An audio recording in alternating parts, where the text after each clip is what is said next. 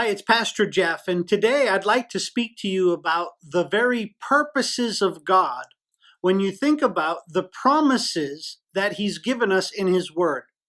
And more specifically, I want to speak about the promise that we see in 2 Peter 1, verses 3 through 11. But most poignantly, I'd like to look at what we hear when God tells us that we have received, as Christians, we have received everything we need for life and godliness.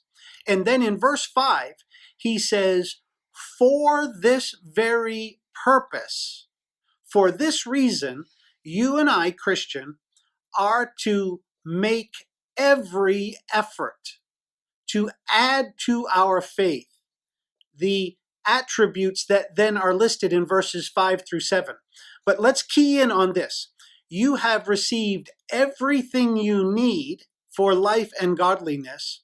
And then for this reason, for this purpose, what? For living out godliness. For this purpose of living out godliness, you are now to take the everything that you've been given by grace, and you are to make every effort to do your very best 24/7, to make every effort to add to your faith the attributes of godliness. You've received by grace everything you need for life and godliness, and now you are to make every effort to live out this godliness. See here the tension between God's sovereign grace you have received, you've been gifted, and our human responsibility. Now you're commanded to make every effort, every effort. You've received everything except an excuse to now go and be the church.